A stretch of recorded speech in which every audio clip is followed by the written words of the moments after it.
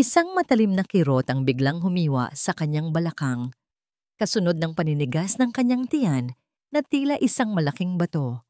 Napakagatlabi si Amara, pilit na pinipigilan ng ungol na nagbabantang kumawala mula sa kanyang lalamunan. Huwag ngayon. Parang awa mo na. Huwag muna ngayon. Ito na ang huling barahan niya. Ang huling pag-asa. Kung mabibigo siya sa job interview na ito, hindi na niya alam kung saan papupulutin ang sarili. O ang magiging anak niya. Naramdaman niya ang panlalamig ng kanyang mga kamay habang pilit niyang pinanatili ang isang profesional na ngiti sa harap ng lalaking nakaupo sa tapat niya. Ang lalaking maaring magbago ng kanyang kapalaran. Miss Amara, are you okay? Ang boses nito ay malalim at may awtoridad na bumagay sa itsura nitong tila hinulma ng isang Griyegong eskultor. Matikas ang tindig, matalim ang mga matang kulay kape, at perpekto ang gupit ng buhok. Suot nito ang isang mamahaling suit na tila isinukat pa para sa kanya. Siya si Mr. Inigo Alejandro, ang CEO ng Alejandro Group of Companies. At sa mga sandaling ito, hawak niya ang kinabukasan ni Amara sa kanyang mga palad. Yes, sir. Okay lang po ako. Halos pabulong niyang sagot, kasabay ng pagdarasal na sana ay hindi nito napansin ang butil ng pawis na namuo sa kanyang noo. Pilit niyang itininuwid ang kanyang pagkakaupo sa malambot na silya, ngunit ang bawat galaw ay nagdudulot ng panibagong bugso ng sakit. Halos 9 na buwan na ang kanyang tiyan at sa ilalim ng kanyang bestidang maninipis, ramdam na ramdam niya ang bawat paggalaw at paghihimagsik ng sanggol sa loob. Ang sanggol na dahilan ng lahat ng kanyang paghihirap at siya ring nag-iisang dahilan kung bakit siya patuloy na lumalaban. Your resume is impressive, sabi ni Mr. Alejandro, habang ang mga mata nito ay nakapako sa papel na hawak. You graduated with honors, but you stopped working for almost a year. May I know why? Naramdaman ni Amara ang pagkatuyo ng kanyang lalamunan. Ito na ang tanong na pinakakinatatakutan niya. Anong isasagot niya? Na itinaboy siya ng sarili niyang pamilya nang malaman ang kanyang pagbubuntis? Na inubos niya ang lahat ng kanyang naipon para lamang mabuhay sa araw-araw? Bago pa man siya makasagot, isang mas malakas na paghilab ang kanyang naramdaman. Hindi niya napigilan ang bahagyang pag-angat ng kanyang katawan mula sa upuan.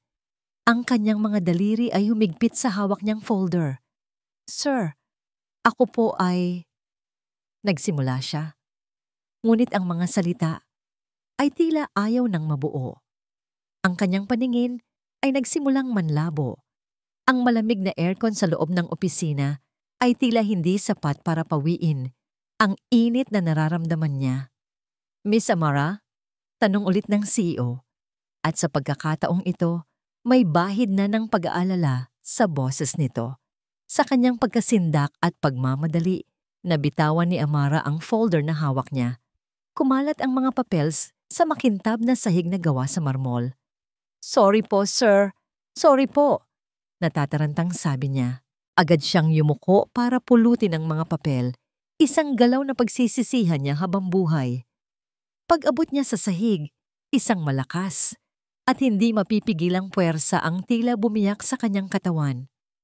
Kasabay nito, naramdaman niya ang isang biglaang pag-agos ng mainit na likido mula sa kanyang pagkababae. Bumabasa sa kanyang bestida at tumutulo sa sahig. Nanlaki ang kanyang mga mata sa pagkabigla. Nanigas siya sa kanyang kinauupuan. Hindi maaari. Dahan-dahan niyang inangat ang kanyang nanginginig na mga mata. Mula sa kanyang mababang posisyon, nakita niya ang pagtayo ni Mr. Alejandro mula sa kanyang napakalaking mesa. Ang kaninang malamig nitong ekspresyon ay napalitan ng pagkalito at pagkabigla. Ang mga mata nito ay nakatutok sa basang mantsa na ngayon ay malinaw na nakikita sa sahig. At habang nakatingala siya sa mukha nito, sa gitna ng sakit at hiya, ay tila may kung anong tumama sa kanyang isipan. Ang mukhang iyon, ang mga matang iyon, Biglang nag-flashback sa kanyang isipan ang isang gabing pilit na niyang ibinabaon sa limot. Isang gabi ng kalungkutan, isang bote ng alak, at isang pagkakamali sa isang estrangherong guwapo at malungkot din ang mga mata. Ang estrangherong yon ay ang lalaking nasa harap niya ngayon. Ang CEO ng kumpanyang ina-applyan niya ay ang ama ng dinadala niya. Naramdaman ni Amara na tila gumuho ang buong mundo. Ang huling piraso ng kanyang dignidad ay nadurog. Bago siya lamunin ng kadiliman, isang sigaw ang kumawala mula sa kanya. Isang sigaw ng pisikal na sakit at ng isang pusong hindi na kaya pang tumanggap ng kabiguan. Nagising ang kanyang diwa sa tunog ng mga nagmamadaling yapak at nag-aalalang boses. Nakahiga na siya ngayon sa sofa ng opisina. May mga paramedic na sa paligid niya. "Ma'am, dadalhin na po namin kayo sa ospital. Manganganak na po kayo." Wala na siyang lakas para sumagot. Hinayaan na lang niya ang mga luha na dumaloy sa kanyang mga pisngi habang inaalalayan siyang ilipat sa isang stretcher. Habang itinutulak siya palabas ng opisina, muli niyang nasilayan si Inigo Alejandro. Nakatayo ito sa gilid, hindi gumagalaw, ang muka ay blangko at hindi mabasa. Ito na siguro ang katapusan ko. Ipinikit na lamang ni Amara ang kanyang mga mata. Hinihiling na sana ay lamunin na lang siya ng sahig. Narinig niya ang mahihinang bulungan ng mga empleyado sa paligid habang mabilis siyang inilalabas ng opisina. Ang bawat bulong ay tila karayom na tumutusok sa kanyang pagkatao. Ang kahihiyan ay mas masakit pa kaysa sa nararamdaman niyang paghilap. Habang tinatahak nila ang pasilyo patungo sa elevator, isang boses ang pumigil sa lahat. Isang boses na pamilyar at puno ng kapangyarihan. Sandali, agad na huminto ang mga paramedic. Napilitang imulat ni Amara ang kanyang mga mata. Naglalakad palapit sa kanila si Inigo Alejandro. Ang kaninang blangkong ekspresyon ay napalitan ng isang bagay na mas matindi. Isang bagay na hindi mabasa ni Amara. Bawat hakbang niya ay may bigat. Bawat hakbang ay tila yung manig sa buong paligid. Huminto siya sa tabi mismo ng stretcher. Mula sa kanyang pagkakahiga, sinalubong ni Amara ang matalim na titig nito. Sa mga matang yon, wala siyang nakitang awa o galit. Nakita niya ang isang bagyo ng nag-uumpugang emosyon, pagkalito, determinasyon, at isang bagay na hindi niya pinangalanan. Tumingin si Inigo sa mga paramedic, ngunit ang kanyang mga mata ay nanatili kay Amara. Ang kanyang mga labi ay bahagyang bumuka at nang magsalita siya, ang kanyang boses ay sapat na malakas para marinig ng lahat sa loob ng silid. Isang boses na matatag at walang bahid ng pag-aalinlangan. "Ako ang ama." Isang nakabibinging katahimikan ang bumalot sa paligid. Napanganga ang mga paramedic. Ang mga empleyado ay napahawak sa kanilang mga bibig. Ngunit hindi pa siya tapos. "Sasama ako sa kanya." At sa mga huling salitang iyon, bago pa man maintindihan ng isip ni Amara ang lahat, naramdaman na lang niya ang muling pagtulak sa stretcher, kasabay ng mga yabag ng mamahaling sapatos na sumusunod sa kanila. Mga yabag na magpapabago sa takbo ng kanyang buhay magpakailanman. Ang tunog ng unang iyak ng sanggol ay tumagos sa pader ng waiting area at bumaon ng direkta sa puso ni Inigo. Isang iyak na puno ng buhay. Isang iyak na nagpapatunay ng isang katotohanang hindi na niya matatakasan. Tatay na siya. Napahilamos siya sa kanyang mukha. Naramdaman ang panlalamig ng kanyang mga kamay. Kanina lang, ang pinakamalaki niyang problema ay ang pagbagsak ng stock market. Ngayon, ang buong mundo niya ay umikot sa isang paraan na hindi niya kailanman inasahan. Amara. Paulit-ulit na umalingaw-ngaw ang pangalan niya sa kanyang isipan. Ang babae mula sa bar. 1 taon na ang nakalipas. Naaalala niya ito. Ang lungkot sa mga mata nito na sumasalamin sa sarili niyang kalungkutan. Isang gabi ng pagkakamali, isang gabing pareho nilang sinubukang takasan ang mga multo ng kanilang buhay. Akala niya ay iyon na, ang una at huli nilang pagkikita. Ngunit nagkamali siya. Nagbukas ang pinto ng delivery room at lumabas ang isang nurse. Sir Alejandro, pwede na po ninyong makita ang mag-ina. Tumangulang siya, hindi makapagsalita. Sinundan niya ang nurse, papasok sa isang private room, at doon, nakita niya sila. Nakaupo sa kama si Amara, mukhang pagod na pagod, ngunit may kakaibang ningning sa kanyang mga mata habang nakatitig sa maliit na bulto ng tela sa kanyang mga braso. Ang sanggol. Ang anak niya. It's a girl, sir, sabi ng nurse na may ngiti. Dahan-dahan siyang lumapit. Ang bawat hakbang ay tila may sariling bigat. Naramdaman ni Amara ang kanyang presensya at dahan-dahan nitong inangat ang kanyang mga mata. May takot at pag-aalinlangan sa mga iyon na tila ba inaasahan nitong sisigawan niya ito o tatalikuran. Ngunit nang makita niya ang maliit na mukha ng sanggol, natigilan si Inigo. Ang perpektong hugis ng ilong. Ang manipis na mga labi. Ito ay tila isang maliit na bersyon niya na may halo ng mga tampok ni Amara. Isang hindi maipaliwanag na damdamin ang kumurot sa kanyang dibdib. Hindi ito pagmamahal, hindi pa. Ito ay isang bagay na mas mabigat. Isang bagay na mas primal. Responsibilidad. Ang salitang yon ay naging malinaw sa kanyang isipan. Hindi siya katulad ng kanyang ama na tumalikod sa sariling pamilya. Hindi siya tatakbo. Kokontrolin niya ang sitwasyon tulad ng lagi niyang ginagawa sa lahat ng bagay sa kanyang buhay. Huminga siya ng malalim. Pinilit na itago ang anumang emosyon at ibinalik ang maskara ng isang CEO. We need to talk, sabi niya. Ang boses ay malamig at businesslike. Nakita niya ang pagkunot ng noo ni Amara. Tungkol saan? Mahina nitong sagot. Ang mga braso ay mas humigpit sa pagyakap sa sanggol. Hindi siya umupo. Nanatili siyang nakatayo. Isang tore ng kapangyarihan sa loob ng maliit na silid. Tungkol sa kinabukasan ng bata, ng anak ko. Idiniin niya ang huling dalawang salita. Kailangang malinaw sa babae kung sino ang may kontrol. Ang alaala ni Katrina, ang kanyang taksil na kasintahan, ay biglang sumagi sa kanyang isipan. Isang paalala kung gaano kabilis siyang lokohin ng isang babae. Hindi na siya magpapauto muli. Anong ibig mong sabihin? Tanong ni Amara. May bahid ng pagtatanggol sa boses nito. Hindi ko kayo pababayaan. Diretsong sabi ni Inigo. Pero may mga kondisyon. Kinuha niya ang isang silyon at inilapit ito sa kama. Ngunit pinanatili ang isang propesyonal na distansya. I have a proposal. Isang kasunduan.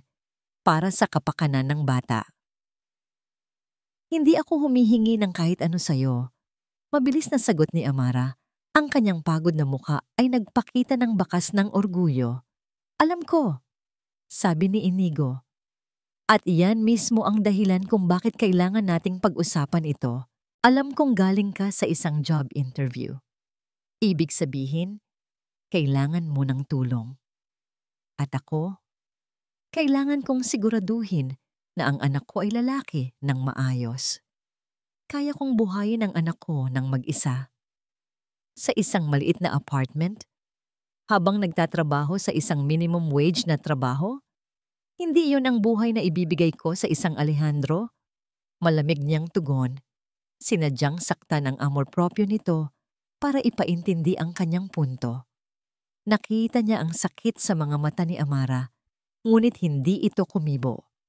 Ito ang alok ko. Pagpapatuloy niya. Ikaw at ang bata ay titira sa bahay ko. Lahat ng gastusin, mula sa gatas hanggang sa pag-aaral niya sa hinaharap. Sagot ko, wala kang poproblemahin. Ang tanging kapalit ay ang pagsunod mo sa mga patakaran ko. Napatingin sa kanya si Amara, tila hindi makapaniwala. Tumira sa bahay mo? Bilang ano? Bilang isang kasambahay na may anak? Bilang ina ng anak ko. Pagtatama niya. This is not about us, Amara. This is about the child. Ibibigay ko sa kanya ang lahat. Isang kompletong bahay, isang ama, isang ina. Hindi man tayo isang normal na pamilya, sisiguraduhin kong hindi siya magkukulang sa material na bagay. Tumahimik si Amara. Ang kanyang mga mata ay bumaba sa natutulog na mukha ng kanyang anak. Nakita ni Inigo ang paglalaban sa kanyang kalooban, ang kanyang pride, laban sa praktikalidad, ang kanyang sariling kapakanan, laban sa kinabukasan ng sanggol. Ilang minuto ang lumipas sa katahimikan. Sa huli, huminga siya ng malalim. Payag ako, sabi niya. Ang boses ay halos hindi marinig. Pero para lang sa anak ko. Tumango si Inigo, walang emosyon. Good. Tumayo siya at kinuha ang kanyang cellphone. Isang tawag lang sa kanyang personal assistant. Carla, I need you to prepare the guest wing, the master guest room, at mag-utos ka ng pinakamahusay na interior designer. I want a nursery built in the adjacent room. The best of everything. I want it done in 2 days. Walang tanong na sumagot ang kanyang assistant. Ganoon palagi. Isang utos, isang kilos. Ibinalik niya ang tingin kay Amara, na ngayon ay nakatingin sa kanya na may halong pagkamangha at takot. Para sa kanya, ito ay isang simpleng transaksyon. Ngunit para sa babae, alam niyang ito ang simula ng isang buhay na hindi nito kailanman ginusto. Nang gabing iyon, habang nag-iisa siya sa kanyang opisina sa ospital, pinirmahan niya ang birth certificate. Isinulat niya ang pangalan ng bata. Ariel Amara Alejandro. Ang kanyang pangalan, ang kanyang dugo. Pagkalipas ng 2 araw, personal niyang sinundo ang mag-ina sa ospital. Habang bumibiyahe ang mamahalin niyang kotse patungo sa kanyang mansyon, walang nagsasalita sa kanila. Si Amara ay nakatingin lang sa labas ng bintana.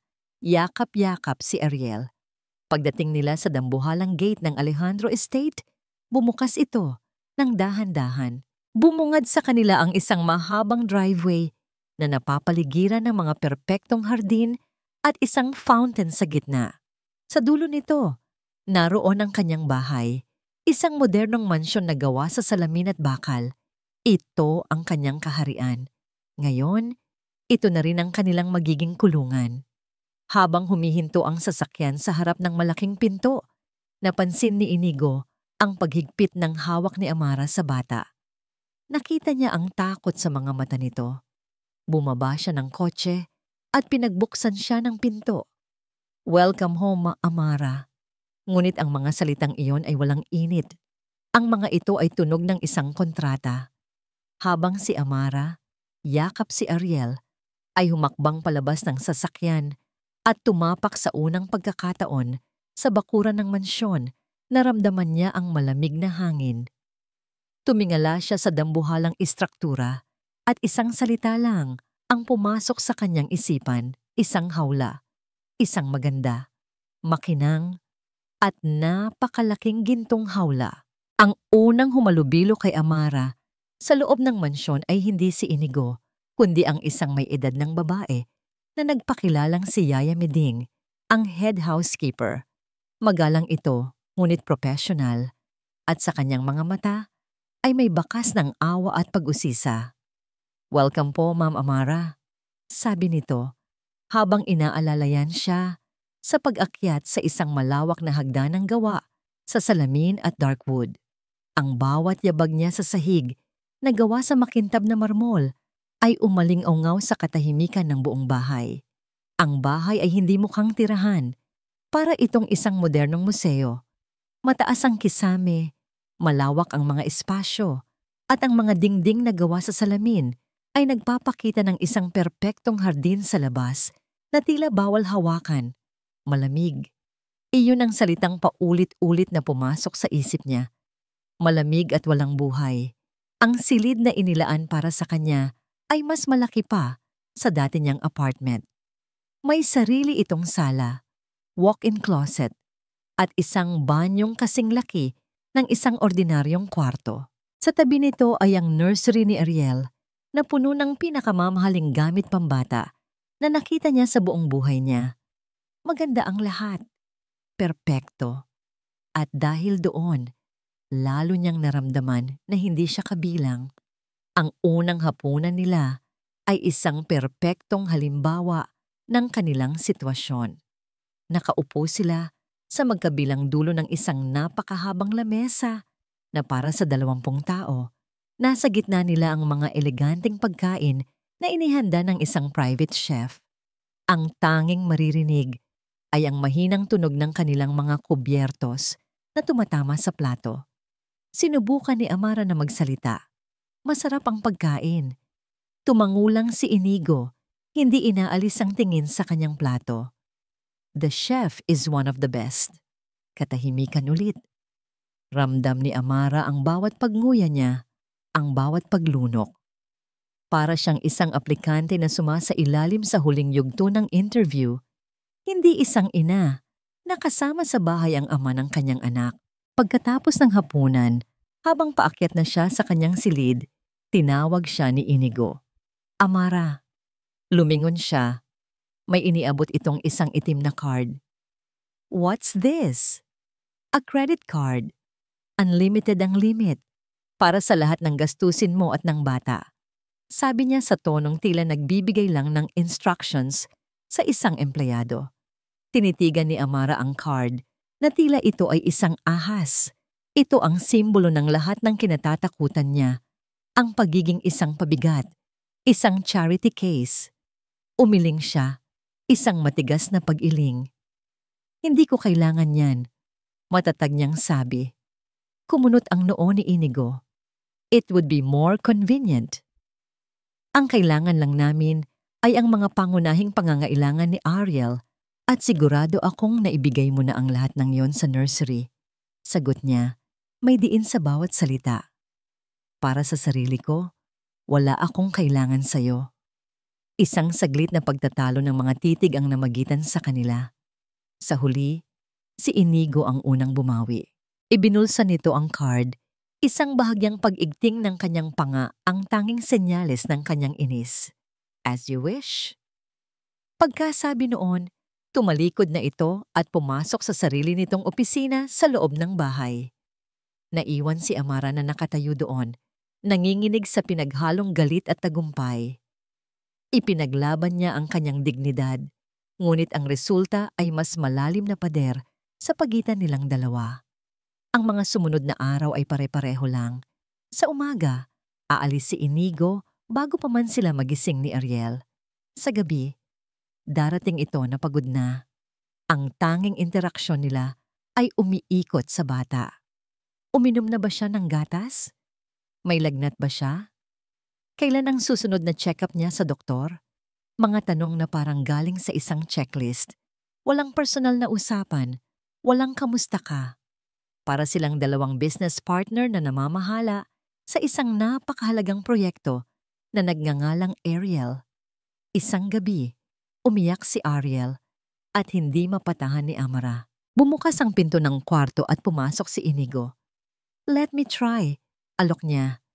Nag-aalangan man, ibinigay ni Amara ang sanggol. At doon, sa unang pagkakataon, nasaksihan niya ang isang Inigo Alejandro na hindi CEO.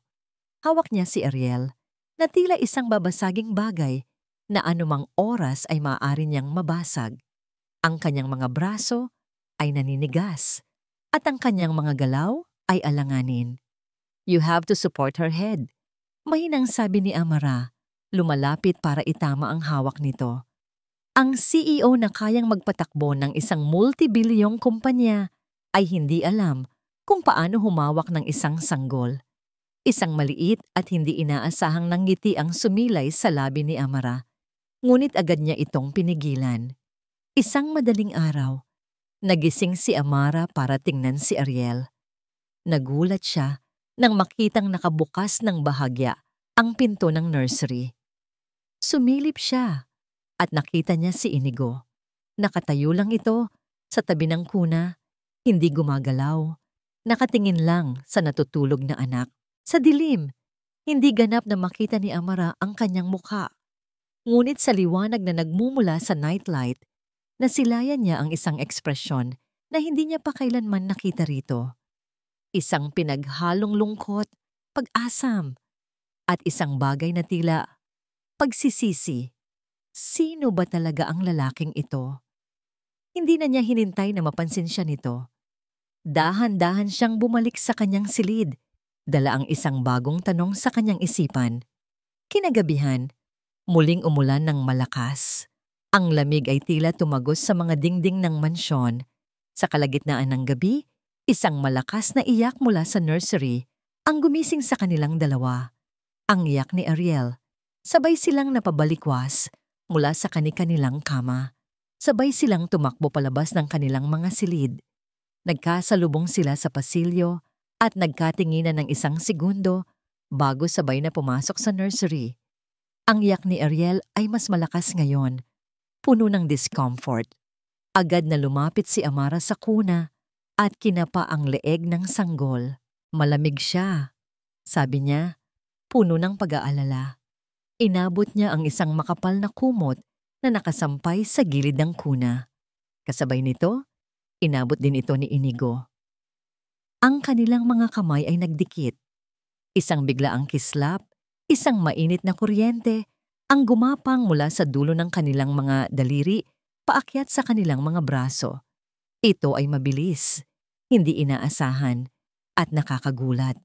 Agad nilang binawi ang kanilang mga kamay na para bang napaso, ang mga mata nila ay nagtama at nanatiling nakatitig sa isa't isa. Sa ilalim ng malabong ilaw ng nursery, ang katahimikan ay biglang napuno ng isang tensyon na iba sa karaniwan. Hindi ito ang malamig na tensyon ng dalawang estranghero, kundi isang bagay na mas personal, isang bagay na mas mapanganib. Ang pag-iyak ni Ariel ang bumasag sa sandaling iyon. Si Amara ang unang kumilos. Mabilis niyang kinuha ang kumot at maingat na binalot ang kanyang anak. Niyakap niya ito. Nang mahigpit, hinahaplos ang likod nito habang humihina na ang pag-iyak. Nakatayo lang si Inigo sa kanyang likuran, hindi gumagalaw. Ngunit ramdam ni Amara ang kanyang titig na nakapako sa kanila. Ang init ng pagkakatama ng kanilang mga kamay ay nanatili sa kanyang balat. Isang paalala na sa ilalim ng kanilang formal na kasunduan at mga pader na kanilang itinayo, mayroong isang bagay na hindi nila makontrol. Isang koneksyon na nagsimula sa isang gabing hindi nila dapat malimutan. At sa unang pagkakataon, sa loob ng malamig na mansyon na yon, naramdaman ni Amara na hindi lang sila dalawang estranghero. Sila ay isang lalaki at isang babae na pinagbigkis ng isang maliit na nilalang na pareho nilang dahilan para magising sa gitna ng gabi. Ang init ng kamay ni Amara ay nanatili sa balat ni Inigo ng mas matagal kaysa sa inaasahan niya. Kinabukasan, sa gitna ng isang napakahalagang board meeting kung saan pinag-uusapan ang quarterly earnings ng kumpanya, hindi niya maiwasang maalala ang eksenang yon. Ang paraan ng pagtama ng kanilang mga mata sa dilim, ang biglaang katahimikan. "Sir? Mr. Alejandro?" Napapitlag si Inigo na pagtantong ang buong board ay nakatingin sa kanya, naghihintay ng kanyang desisyon. "Yes, proceed with the acquisition." Mabilis niyang sabi, pilit na ibinabalik ang sarili sa realidad ng corporate world. Ngunit may bahagi ng kanyang isipan na naiwan sa mansyon, isang bagay na bago at nakakabagabag. Sa kalagitnaan ng presentasyon ng kanyang CFO, biglang umilaw at nag-vibrate ang kanyang cellphone na nakapatong sa mesa. Isang text message. Galing kay Amara. Karaniwan, hindi niya ito papansinin. Ngunit sa hindi maipaliwanag na dahilan, dahan-dahan niyang kinuha ang telepono sa ilalim ng mesa.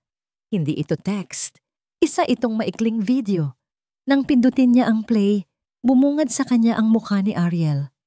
Ang maliliit nitong mga mata ay nakatitig sa kung saan at pagkatapos ay dahan-dahan Isang ngiti ang sumilay sa mga labi nito. Isang tunay, walang muwang at napakagandang ngiti. Ang unang ngiti nito, hindi na malaya ni Inigo. Isang ngiti rin ang unti-unting nabuo sa kanyang sariling mga labi. Mr. Alejandro? Muling tanong ng CFO nagtataka. Agad na iwinaksin ni Inigo ang nangiti at ibinalik ang kanyang seryosong mukha. Continue. Utos niya. Ngunit ang imahe ng nangiti ni Ariel ay nakatatak na sa kanyang isipan. Sa buong araw na yon, sa unang pagkakataon, naramdaman ni Inigo ang isang kakaibang pagkasabik na umuwi. Hindi niya pinahalatang nagmamadali siya, ngunit mas maaga niyang tinapos ang kanyang huling meeting. Pagdating niya sa mansyon, hindi siya dumiretso sa kanyang opisina tulad ng dati. Hinanap ng kanyang mga mata si Amara at ang bata. Natagpuan niya sila sa sala, sa sahig. Si Amara ay nakaupo habang si Ariel ay nakahiga sa isang playmat, masayang iwinawagayway ang maliliit nitong mga kamay at paa. May isang ngiti sa mga labi ni Amara habang kinakausap niya ang sanggol. Isang ngiti na tila nagbigay liwanag sa buong silid. Hindi niya namalayang nakatitig na pala siya hanggang sa napansin siya ni Amara. Agad na naglaho ang ngiti nito, napalitan ng formal na ekspresyon. Sir, maaga po kayo. Tumango lang siya at lumapit. I just wanted to see her.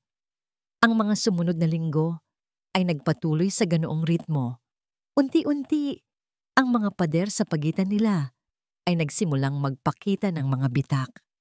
Si Inigo ay nagsimulang umuwi ng mas maaga. Minsan, aabutan niya si Amara na nagpapatugtog ng lalabay para kay Ariel at tahimik siyang uupo sa isang sulok para makinig. Minsan, sa gitna ng gabi, sabay silang magtitimpla ng gatas sa kusina. Ang kanilang mga balikat ay halos magkadikit sa maliit na espasyo. Isang gabi, naabutan niyang may sinat si Amara. Pinipilit pa rin nitong alagaan si Ariel kahit na namumutla na ito at nanginginig sa ginaw. Magpahinga ka na. Ako na ang bahala kay Ariel, sabi ni Inigo. Ang boses ay mas malumanay kaysa sa karaniwan. Pero sir, that's an order, Amara, sabi niya. Ngunit sa pagkakataong ito, hindi ito tunog CEO. Ito ay tunog ng isang taong nag-aalala. Sa buong gabing iyon, si Inigo ang nag-alaga sa kanilang dalawa. Siya ang nagpalit ng diaper ni Ariel. Siya ang nagtimpla ng gatas. Siya rin ang kumuha ng basang bimpo para ipatong sa noo ni Amara at tiniyak niyang uminom ito ng gamot at kumain ng sopas na ipinaluto niya. Nahirapan siya, nataranta, at ilang beses na muntik ng sumuko. Ngunit sa tuwing titingnan niya ang mahimbing na natutulog na si Ariel at ang namumutlang mukha ni Amara, isang bagong determinasyon ang bumabalot sa kanya. Kinabukasan, magaling na ang lagnat ni Amara. Nakita niya si Inigo na nakatulog sa isang silyon sa tabi ng kuna ni Ariel. Gusot ang damit at mukhang pagod. Isang damdamin na hindi niya pa naramdaman para dito ang pumuno sa kanyang dibdib. Pasasalamat. Ang pinakamalaking pagbabago ay nangyari noong araw ng unang bakuna ni Ariel. Nasa klinika sila ng isang sikat na pediatrician. Si Amara ang may hawak kay Ariel habang inihahanda ng doktor ang hiringgilya. Kitang-kita ni Inigo ang tensyon sa mukha ni Amara. Ang mga daliri nito ay nanginginig habang mahigpit na nakayakap sa kanilang anak. Nang iturok na ng doktor ang karayom, sabay na napaiyak si Ariel at napapikit si Amara. Ang sakit sa iyak ng bata ay tila naramdaman din ng ina. At sa isang iglap, sa isang kilos na hindi pinag-isipan ni Inigo, isang kilos na nagmula sa isang instinct na hindi niya alam na taglay niya. Inabot niya ang kamay ni Amara. Hinawakan niya ito ng mahigpit. Nagulat si Amara, napamulat at napatingin sa kanilang magkahawak na mga kamay. Pagkatapos ay sa mukha ni Inigo. Tumangulang si Inigo, isang tahimik na mensahe ng suporta. Sa sandaling iyon, Hindi sila CEO at empleyado o dalawang estranghero na may kasunduan. Sila ay isang ama at isang ina, magkasamang dinamayan ng unang sakit na naramdaman ng kanilang anak. Pinisil ni Amara ang kanyang kamay pabalik at nanatili silang magkahawak hanggang sa tumahan si Ariel. Nang gabing iyon, pagkatapos nilang mapatulog ang sanggol, sabay silang nakatayo sa tabi ng kuna, pinagmamasdan ang payapang mukha ni Ariel. Ang katahimikan sa pagitan nila ay hindi na nakakailang. Ito ay komportable. Puno ng mga salitang hindi nila kailangang bigkasin. Napabuntong hininga si Inigo. Isang buntong hininga ng kasiyahan na hindi niya naramdaman sa loob ng maraming taon. Napatingin siya kay Amara na abala sa pag-ayos ng kumot ng bata. Ang lambot sa kanyang mga kilos, ang pagmamahal sa kanyang mga mata para kay Ariel. Ito ay tunay. Walang halong pagkukunwari. At sa sobrang bigat ng pasasalamat sa kanyang dibdib, isang pangungusap ang kusang lumabas sa kanyang bibig. Isang pangungusap na hindi niya plinano, ngunit nanggaling sa kaibuturan ng kanyang puso. Salamat, Amara. Napahinto si Amara sa kanyang ginagawa at lumingon sa kanya. Nagtataka. Salamat sa pagdating ninyo sa buhay ko. Natigilan si Amara. Ang kanyang mga mata ay nanlaki, ang kanyang mga labi ay bahagyang bumuka. Wala siyang makitang sagot sa kanyang isipan. Ang lalaking nagbigay sa kanya ng isang malamig na kontrata ay ngayon, sa unang pagkakataon, ay nagsasalita mula sa puso. Ang mga salitang iyon, salamat sa pagdating ninyo sa buhay ko, ay umalingaw sa isipan ni Amara buong gabi. Ang mga ito ay tila isang mainit na kumot sa gitna ng malamig na mansyon, isang bagay na hindi niya inaasahang mararamdaman. Kinabukasan, may nagbago. Ang almusal ay hindi na kasing tahimik. Nagtanong si Inigo tungkol sa tulog ni Ariel. Nagkwento naman si Amara tungkol sa maliit na pag-ungol ng bata sa panaginip nito. May mga maliliit na ngangiti, mga pasulyap-sulyap na tingin. Sa unang pagkakataon, naramdaman ni Amara na ang mansyon ay hindi na isang gintong hawla, kundi isang lugar kung saan maaring magsimulang mabuo ang isang tahanan. Ngunit ang kapayapaan ay sadyang mailap. Tanghali na nang tumawag ang security guard mula sa main gate sa intercom ng bahay. Si Yaya Meding ang sumagot at pagkatapos ay lumapit ito kay Amara. Ang mukha ay puno ng pag-aalinlangan. Ma'am Amara, may naghahanap po sa inyo. Pamilya niyo raw po. Ang dugo ni Amara ay tila naubos sa kanyang katawan. Nanlamig ang kanyang mga kamay at paa. Isang pamilya lang ang kilala niya. Ang pamilyang tumalikod sa kanya noong panahong pinakakailangan niya sila. Sino raw po? Nanginginig niyang tanong kahit alam na niya ang sagot. Ang mga magulang niyo raw po. Sa eksaktong sandaling iyon, bumaba si Inigo mula sa kanyang home office para kumuha ng kape. Napansin din niya ang biglaang pagbabago sa itsura ni Amara. Is there a problem? Hindi makasagot si Amara. Ang kanyang dila ay tila na manhid. Ang lahat ng sakit, galit at kahihiyan na pilit niyang ibinaon ay biglang bumalik. Tila isang alon na handa siyang lunurin. Papasukin niyo po sila. Sabi na lang niya kay Yaya Meding. Ang boses ay halos hindi marinig. Kailangan niyang tapusin ito. Kailangan niyang harapin sila. Ilang sandali pa, pumasok sa malawak na sala ang kanyang ina at ama. Ang kanyang ina ay agad na humagulgol. Ang mga luha ay tila walang katapusan. Ang kanyang ama naman ay nakayuko. Mukhang nagsisisi. Isang perpektong pag-arte. Anak, Amara, anak ko, sabi ng kanyang ina. Akmang yayakapin siya, ngunit napaatras si Amara. Anong ginagawa niyo rito? Malamig niyang tanong. Patawarin mo kami, anak, sabi naman ng kanyang ama. Ang boses ay paawa. Nagkamali kami. Dapat hindi ka namin pinalayas. Gabi-gabi, hindi kami makatulog kaiisip sa'yo at sa apo namin. Apo? Mapait na ngumiti si Amara. Kailan pa kayo nagkaroon ng pakialam? Doon lang nila napansin si Inigo na tahimik na nakatayo sa isang sulok. Ang mga braso ay magkasalikop sa dibdib. Ang mga mata ay matalim na nagmamasid. Biglang nagbago ang diskarte ng kanyang ina. Tumingin ito kay Inigo. Sir, kayo po ba ang ama? Pasensya na po kayo sa lahat. Mabait na bata po itong si Amara. Naligaw lang ng landas. Kami po ang nagkulang.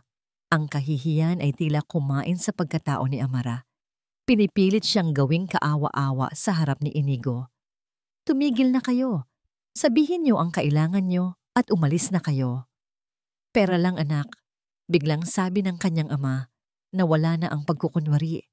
May utang lang kami na kailangang bayaran. Kaunting tulong lang para makabangon ulit kami. Pagkatapos, aalis na kami. Pangako. Iyon na iyon. Ang totoong dahilan. Hindi pagsisisi. Hindi pagmamahal. Pera. Bago pa man makasagot si Amara ng salitang puno ng galit, humakbang si Inigo. Magkano ang kailangan ninyo? Tanong ni Inigo.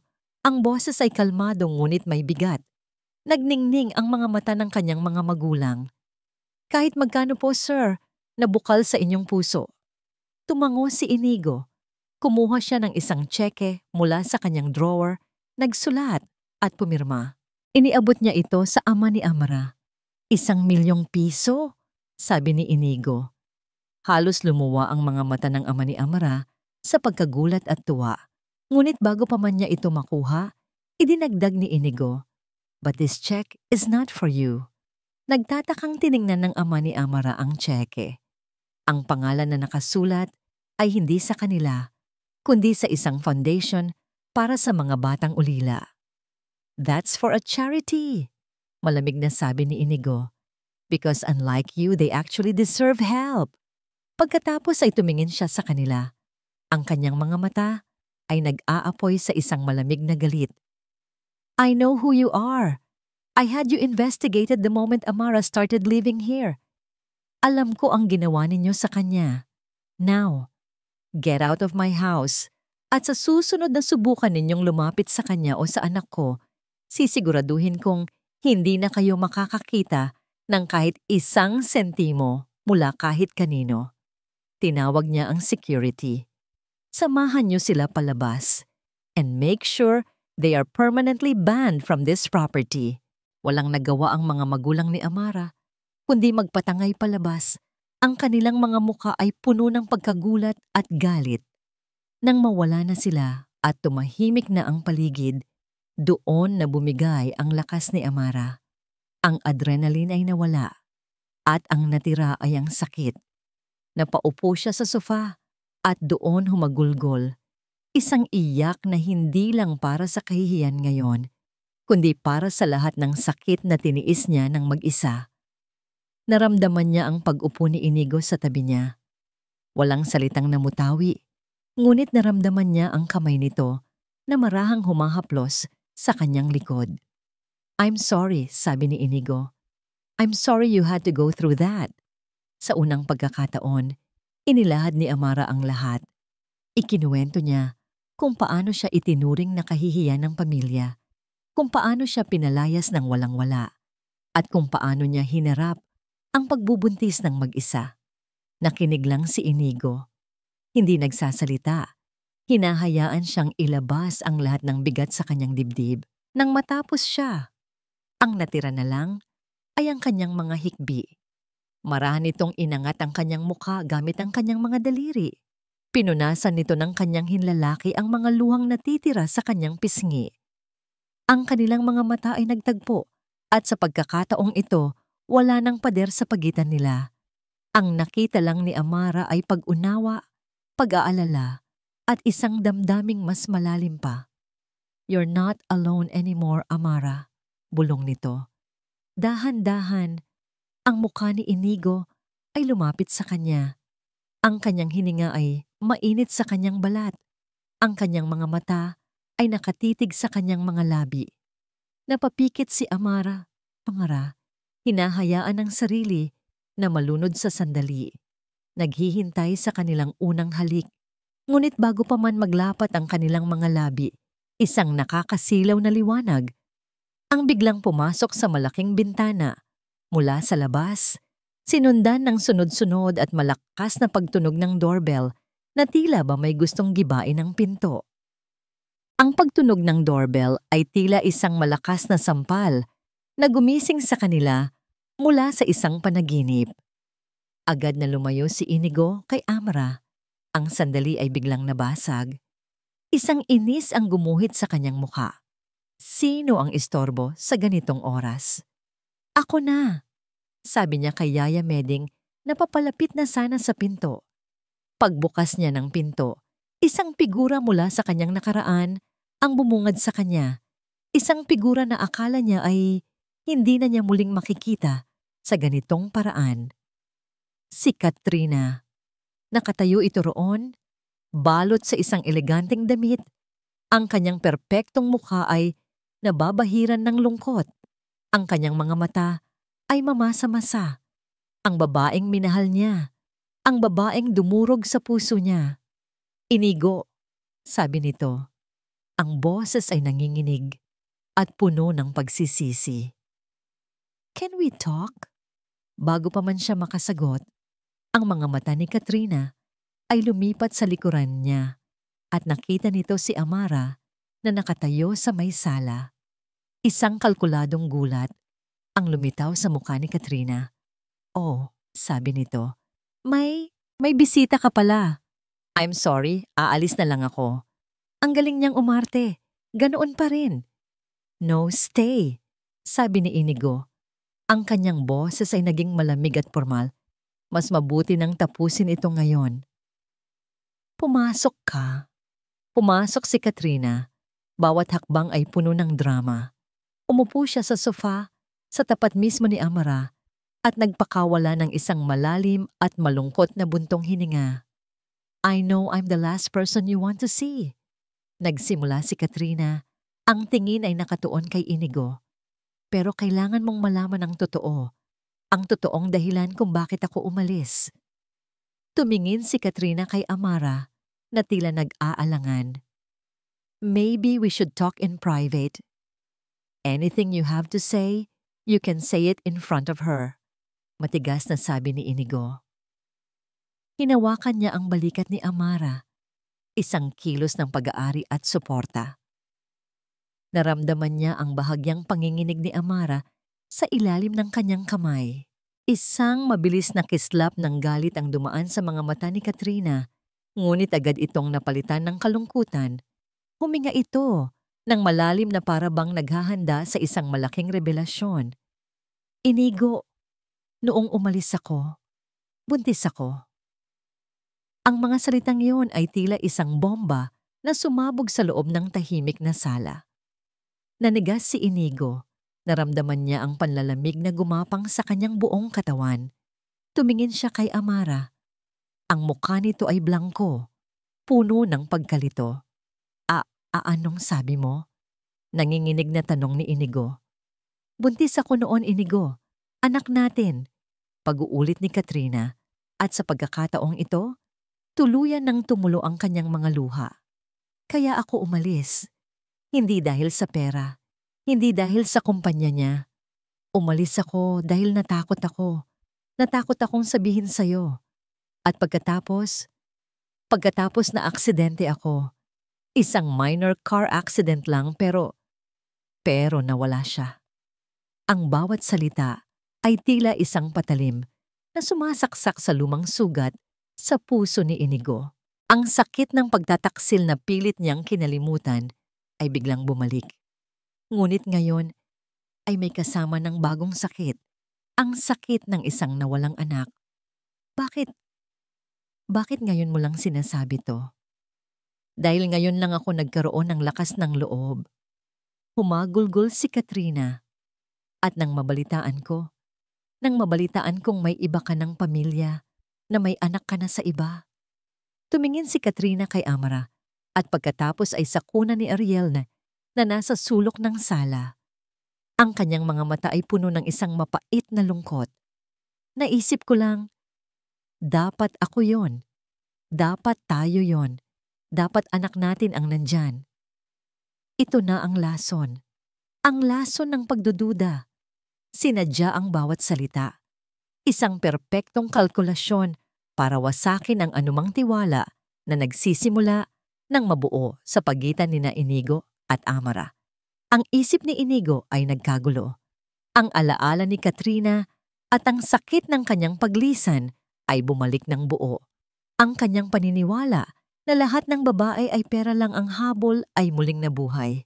Paano kung totoo ang sinasabi niya? Paano kung ang pagdating ni Amara, ang pagbubuntis nito, ay isa lang, pagkakataon, o mas malala pa, isang plano? Nag-flashback sa isipan niya ang gabi kung kailan niya nakilala si Amara. Pareho silang lasing, pareho silang malungkot. Ganoon kadali para sa isang babae na samantalahin ang isang lalaking wasak ang puso. Ang init ng suporta na nararamdaman niya para kay Amara kanina lang ay biglang naglaho, napalitan ng isang nagyayelong pagdududa. Napansin ni Amara ang pagbabago. Naramdaman niya ang pagtanggal ni Inigo ng kamay nito sa kanyang balikat. Tumingin siya kay Inigo, naghahanap ng kasagutan, naghahanap ng katiyakan, ngunit ang nakita niya ay isang mukhang hindi na niya kilala. Isang mukha na puno ng lumang sakit at bagong hinala. Tumayo si Katrina, tapos na ang kanyang palabas. Aalis na ako. I thought you deserved to know the truth. Naglakad ito papunta sa pinto, ngunit huminto at lumingon muli. Ingatan mo siya, sabi ni Katrina. Ang tingin ay naakuna. She's very lucky. Nakuha niya ang pagkakataong ipinagkait sa akin. Pagkasara ng pinto, isang nakabibinging katahimikan ang naiwan. Hindi makatingin si Amara kay Inigo. Hindi rin makatingin si Inigo kay Amara. Ang hangin sa pagitan nila ay mabigat, puno ng mga tanong na walang sagot at mga akusasyong hindi binibigkas. Sa huli, si Inigo ang bumasag sa katahimikan. Humarap siya kay Amara. Ang kanyang mukha ay isang blangkong maskara, ngunit ang kanyang mga mata ay malamig na parang yelo. At tinanong niya ang isang tanong na dudurog sa puso ni Amara at sa lahat ng tiwalang kanilang sinimulang buuin. Ang gabing iyon, nagsimula siya, ang boses ay mababa at walang emosyon. Ang gabing iyon, planado mo ba ang lahat? Ang tanong ni Inigo ay hindi pumasok sa tainga ni Amara. Tumagos ito, tila isang patalim na yelo na dahan-dahang itinarak sa kanyang dibdib, pinupunit ang bawat hibla ng pag-asa at tiwalang sinimulan niyang buuin. Planado mo ba ang lahat? Parang isang sampal. Mas masakit pa sa sampal. Ang lahat ng kabaitan na ipinakita niya. Ang pag-aalaga noong may lagnat siya, ang paghawak sa kanyang kamay sa klinika, ang mga salita ng pasasalamat, lahat ay nabura. Naglaho na parang bula. Sa isang iglap, ibinalik siya ni Inigo sa simula. Isang estrangherang kahina-hinala, isang oportunista. Hindi siya sumagot, hindi niya kaya. Anong sasabihin niya kung itatanggi niya? Maniniwala ba ito? O iisipin nilang nitong nagsisinungaling siya para pagtakpan ang kanyang plano? Tumingala siya at sinalubong ang mga mata ni Inigo. Ang nakita niya roon, ang dumurog sa kanya ng tuluyan. Hindi galit, hindi poot. Ang nakita niya ay pag-aalinlangan. Ang parehong pag-aalinlangang nakita niya sa mga mata ng sarili niyang mga magulang bago siya itaboy. Isang mapait na tawa ang kumawala sa kanyang lalamunan. Isang tawang walang saya, puno ng sakit. Pagkatapos ng lahat, nagsimula siya. Ang boses ay basag at nanginginig. Pagkatapos ng lahat ng pinagsamahan natin sa ilalim ng bubong na ito, iyan pa rin pala ang tingin mo sa akin. Hindi ito tanong, isa itong hatol. Hindi sa ganon, Amara. Naguguluhan lang ako, sabi ni Inigo. Ngunit ang kanyang mga salita ay walang bigat. Halatang sinusubukan niyang kumbinsihin ang sarili niya. Hindi, Inigo. Umiling si Amara At sa pag-iling na iyon, isang butil ng luha ang pumatak mula sa kanyang mata. Malinaw na sa'yo kung ano ako. Isang babaeng ginamit ang anak niya para makapasok sa magandang buhay. Ganon ba? Hindi nakasagot si Inigo at ang kanyang katahimikan ay ang pinakamasakit na kumpirmasyon. Tumalikod si Amara. Hindi na niya kayang tingnan pa ang mukha nito. Pagod na ako. Bulong niya. Higit para sa kanyang sarili. Pagod na akong patunayan ang sarili ko. Naglakad siya paakyat sa kanyang silid. Bawat hakbang ay tila may bigat na 1 tonelada. Hindi siya lumingon. Hindi na kailangan. Tapos na. Sa loob ng kanyang magarbong silid, hindi siya umiyak. Tapos na ang yugto ng pag-iyak. Ang nararamdaman niya ngayon ay isang nagyayelong kalmaduhan. Isang desisyon ang nabuo sa kanyang puso. Matigas at hindi na mababali. Hindi niya kayang manirahan sa isang bahay na walang tiwala. Hindi niya kayang palakihin si Ariel sa isang tahanan kung saan ang kanyang ina ay laging pagdududahan. Naghintay siya hanggang sa lumalim ang gabi. Nang sigurado na siyang tulog na ang lahat, kumilos siya. Kinuha niya ang kanyang mga maleta at dahan-dahang inilagay doon ang kanyang iilang damit. Pagkatapos, pumasok siya sa nursery. Ang bawat maliit na damit ni Ariel na kanyang tinitiklop ay tila may kasamang patak ng luha. Ang bawat laruan na kanyang inilalagay sa bag ay isang paalala ng isang pangarap na hindi matutupad. Lumapit siya sa kuna. Mahimbing na natutulog si Ariel. Ang kanyang paghinga ay payapa. Walang kamalay-malay sa mundong gumuho sa paligid niya. Hinaplos ni Amara ang malambot nitong pisngi at hinalikan ito sa noo. Anak, bulong niya sa natutulog na sanggol. Patawarin mo si nanay. Aalis tayo. Pangako, bubuhayin kita nang hindi umaasa sa awa ng kahit sino. Palalakihin kitang malakas, yung hindi matitibag ng pagdududa ng iba. Pagkatapos mag-empake, kumuha siya ng 1 piraso ng papel. Sumulat siya ng 2 maikling pangungusap. Hindi na kailangan ng mahabang paliwanag. Lumabas siya ng silid at tahimik na tinungo ang kwarto ni Inigo. Bahagya niyang binuksan ang pinto. Nakita niya itong nakahiga, nakatalikod, ngunit alam niyang gising ito. Ramdam niya ang bigat sa hangin. Dahan-dahan siyang pumasok at ipinatong ang sulat sa bedside table nito. Pagkatapos, bumalik siya sa kanyang silid, binuhat ang natutulog na si Ariel, kinuha ang kanilang mga gamit, at sa huling pagkakataon, tinanaw ang gintong hawla na minsan niyang inakalang magiging tahanan. Tumawag siya sa kanyang nag-iisang kaibigan, isang katrabaho mula sa dati niyang pinapasukan na nakatira sa isang maliit na apartment sa Maynila. Sa kabutihang palad, sinagot nito ang tawag. Bessie, tulungan mo ako. Hikbi niya sa telepono. 1 oras ang lumipas. Isang taxi ang tahimik na pumasok at lumabas ng subdivision. Walang nakapansin. Sa loob nito, yakap-yakap ni Amara ang kanyang anak.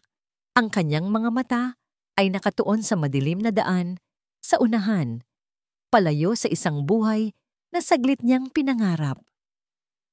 Bakaw, kinaumagahan, si Inigo ang unang nagising. Hindi siya nakatulog buong gabi. Ang mga salita ni Amara, ang sakit sa mga mata nito, ay paulit-ulit na naglaro sa kanyang isipan. Mali siya. Alam niyang mali siya. Hinayaan niyang ang multo ni Katrina ang magdikta sa kanya. Kailangan niyang humingi ng tawad. Kailangan niyang ayusin ito. Bumangon siya, puno ng isang bagong determinasyon. Magpapaliwanag siya. Aaminin niya ang kanyang takot. Gagawin niya ang lahat para maibalik ang tiwala ni Amara. Naglakad siya patungo sa silid nito. Kumatok siya. Walang sagot. Kumatok siya ulit. Mas malakas. Amara? Nang wala pa ring sumagot, dahan-dahan niyang pinihit ang doorknob. Hindi ito nakalock. Pagbukas niya ng pinto, isang nakakabinging katahimikan ang sumalubong sa kanya. Ang kama ay perpektong nakaayos. Ang mga gamit sa ibabaw ng mesa ay wala na. Ang walk-in closet ay nakabukas. At sa loob, wala nang natirang damit. Ang silid ay malinis, walang bakas, at nagyayelo sa lamig. Parang hindi kailanman tinirhan. Ang kanyang mga mata ay napadako sa kuna sa nursery. Walang laman. Isang takot na hindi niya pa naramdaman sa buong buhay niya ang biglang kumalat sa kanyang dibdib. "Amara! Ariel!" sigaw niya. Ang kanyang boses ay umalingaw-ngaw sa walang laman na silid.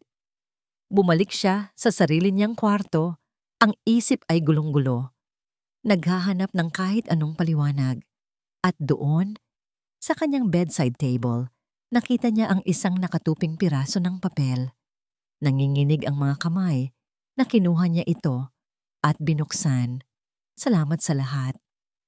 Ngunit hindi namin kayang manirahan sa isang bahay na walang tiwala. 2 pangungusap lang." Ngunit ang bawat salita ay tila isang martilyo na dumurog sa puso ni Inigo. Nabitawan niya ang sulat. Napaupo siya sa gilid ng kama. Sa unang pagkakataon, ang makapangyarihang si Inigo Alejandro ay natalo. Wala siyang kalaban-laban sa bigat ng katahimikan sa kanyang paligid. Wala na sila. Ang katahimikan. Ito ang unang bumungad kay Inigo. Dati, ang mansyon ay tahimik. Ngunit ito ay isang katahimikang may laman. Ang paminsan-minsang iyak ni Ariel, ang mahinang tunog ng mga yabag ni Amara sa pasilyo. Ngayon, ang katahimikan ay isang malawak na kawalan. Isang butas na humihigop sa lahat ng tunog at buhay. Ilang oras siyang nakaupo sa gilid ng kama. Hawak ang papel na iniwan ni Amara. Ang kanyang isipan ay paulit-ulit na ipinapalabas ang huling pag-uusap nila. Ang kanyang malupit na tanong. Ang sakit sa mga mata ni Amara. Planado mo ba ang lahat? Bawat pag-ulit ng mga salitang yon, sa kanyang isipan ay tila isang suntok sa kanyang sikmura. Paano niya nagawang sabihin yon? Paano niya nagawang pagdudahan ang babaeng nagbigay sa kanya ng pinakamahalagang regalo sa buhay niya? Tumayo siya at nagsimulang maglakad-lakad sa loob ng walang laman na bahay, tila isang multo sa sarili niyang kaharian. Ang bawat sulok ay may alaala nila. Ang sofa, kung saan siya nahagulgol. Ang kusina, kung saan sila nagkasabay magtimpla ng gatas. Ngunit ang pinakamasakit ay ang pagpasok niya sa nursery. Ang amoy ng baby powder ay nandoon pa. Ang mga mamahaling laruan ay nakaayos pa rin ng perpekto. Isang maliit na medyas ang naiwan sa sahig. At pinulot niya ito. Ganoon kaliit. Ganoon kadaling mawala. Tulad nila. Napahawak siya sa gilid ng kuna. Ang kanyang mga daliri ay humigpit hanggang sa mamuti. Dito siya madalas tumayo para pagmasdan ang kanyang natutulog na anak. Dito niya naramdaman ang mga unang pitik ng pagiging isang ama. At dito rin niya naramdaman ang pagkawala ng lahat. Ang pagsisisi ay isang lason na dahan-dahang kumakalat sa kanyang sistema. Ngunit kasabay ng pagsisisi, isang bagong damdamin ang nagsimulang umusbong. Isang malamig at matalas na damdamin. Galit hindi kay Amara, kundi sa sarili niya. At higit sa lahat, kay Katrina. Bumalik siya sa kanyang opisina at naupo. Pilit niyang inalala ang bawat detalye ng sinabi ni Katrina. Ang kanyang mga luha, ang kanyang kwento, masyadong perpekto, masyadong nakakaawa, masyadong kalkulado. Siya si Inigo Alejandro. Nagpatakbo siya ng isang imperyo sa pamamagitan ng pagbabasa ng mga tao, sa pag-alam kung sino ang nagsisinungaling. Paanong sa isang iglap, naging ganoon siya kahina? At may isang bagay na hindi tumutugma. Isang maliit na detalye na noon niya lang napansin. Sinabi ni Katrina na aksidente ito ilang linggo matapos siyang umalis. Naalala ni Inigo ang mga petsang iyon. Nasa isang business trip siya sa Singapore ng linggong iyon at naalala niya, tumawag ang kapatid ni Katrina sa kanya noon para sabihing si Katrina ay nasa isang exclusive wellness retreat sa Palawan at hindi makakausap. Isang wellness retreat? Hindi isang ospital. Isang maliit na butas sa kanyang kwento. Ngunit para kay Inigo, sapat na yon. Kinuha niya ang kanyang telepono at tinawagan ang isang numero na para lamang sa mga emergency. Reyes, sagot ng boses sa kabilang linya. Ang kanyang pinagkakatiwalaang private investigator. Kailangan ko ng lahat ng impormasyon tungkol kay Katrina Velasco. Malamig na utos ni Inigo. Ang kanyang financial records sa nakalipas na 2 taon. Ang kanyang mga aktibidad sa nakalipas na 6 na buwan. Kung sino ang mga kinakatagpo niya. Lahat. I want a full report before the day ends. Masusunod, sir. Ang buong araw ay lumipas na. Tila 1 taon. Hindi siya kumain. Hindi siya umalis sa kanyang opisina. Naghintay lang siya. Dapit hapon na nang tumunog ang kanyang telepono. Si Reyes. Sir, may mga nalaman na ako, sabi ng investigador. Una, walang anumang record ng car accident o ka-hospital admission si Miss Velasco sa petsang sinabi niya. In fact, may mga social media posts ang mga kaibigan niya kasama siya sa isang yate sa Batangas nung araw na yon. Nanigas ang panga ni Inigo. Pangalawa, baon siya sa utang. Malaki ang talo niya sa kasino at may mga credit card debts na umaabot sa 8 numero. Kumpirmado, pera ang habol niya. At ang huli, Sir, tuwa nag-atubili si Reyes. May kinakatagpo siya. Sino? Mariing tanong ni Inigo. Bago pa man makasagot si Reyes, isang mensahe ang pumasok sa telepono ni Inigo. Isang litrato. Binuksan niya ito. Isang malinaw na kuha kay Katrina. Nakaupo sa isang mamahaling restaurant. Nakangiti ito. Tumatawa habang kausap ang isang lalaki. Ang lalaking iyon, si Marcos Villena. Ang kanyang pinakamalaking karibal sa negosyo. Ang lalaking matagal nang sumusubok na pabagsakin ng Alejandro Group. Lahat ng piraso ay biglang nagkadugtong-dugtong sa kanyang isipan. Hindi lang ito tungkol sa pera. Hindi lang ito tungkol sa panloloko. Ito ay isang sabwatan. Isang mas malaki at mas maruming laro. At ginamit nila si Amara. Ginamit nila ang kahinaan niya para sirain siya. Isang nakakakilabot na galit ang bumalot kay Inigo. Ang pagsisisi ay napalitan ng isang matigas na determinasyon. Mali siya sa pagdududa kay Amara at sisiguraduhin niyang pagbabayaran ito ng mga taong may kagagawan. Ngunit bago niya hanapin si Amara, kailangan muna niyang harapin ang ahas na nagkalat ng lason. Kinuha niya ang kanyang telepono, ang kanyang mga daliri, ay mabilis na pinindot ang numero ni Katrina. Nang sumagot ito, ang boses niya ay kalmado, ngunit may bigat na nakakayanig. Magkita tayo. Inigo? Ngayon din. Pinili ni Inigo ang lugar ng kanilang pagkikita. Isang private lounge sa isa sa kanyang mga hotel. Isang lugar na pamilyar sa kanya. Isang lugar kung saan siya ang may control. Dumating si Katrina na suot ang kanyang pinakamagandang ngiti. Ang kanyang muka ay puno ng pag-asa. Uupo na sana ito sa tapat niya, ngunit ikinumpas ni Inigo ang kanyang kamay patungo sa silyang nasa kabilang dulo ng maliit na mesa. Isang malinaw na mensahe ng distansya. Inigo, I'm so glad you called. Panimula nito, ang boses ay malambing. I've been thinking about you. About us. Hindi sumagot si Inigo. Sa halip, kinuha niya ang kanyang tablet na nakapatong sa mesa at dahan-dahan itong itinulak papunta sa gitna. Ipinakita niya ang isang litrato. Ang litrato nila ni Marcos Villena. Agad na naglaho ang nangiti sa mukha ni Katrina. Napalitan ito ng pagkabigla at pagkatapos ay ng takot. Sa sino yan? Hindi ko siya kilala. Mabilis niyang tanggi. Ngunit ang panginginig sa kanyang boses ay nagbunyag sa kanya. Huwag na tayong maglokohan, Katrina. Sabi ni Inigo. Ang kanyang boses ay mababa at mapanganib. Marcus Villena, ang CEO ng Villena Corp, ang karibal ko, ang lalaking kasama mo habang nagpaplano kayong sirain ako. Hindi, hindi totoo yan. Nagkataon lang. Pinutol siya ni Inigo. Nag-swipe siya sa screen at ipinakita ang kopya ng mga bank statement ni Katrina. Naka-highlight ang isang malaking deposito na pumasok sa account niya 3 araw na ang nakalipas. Ang nagdeposito, isang shell company na pagmamay-ari ni Villena. 5 million pesos, sabi ni Inigo. Iyan ba ang halaga ng pag-arte mo? Ang halaga ng pagsira sa pamilya ko? Tuluyan nang namutla si Katrina. Wala na siyang lusot. Inigo, please, hayaan mo akong magpaliwanag. Pinilit niya lang ako. May utang ako. Pinilit? Isang mapait na tawa ang kumawala kay Inigo. O nakita mo ang isang pagkakataon?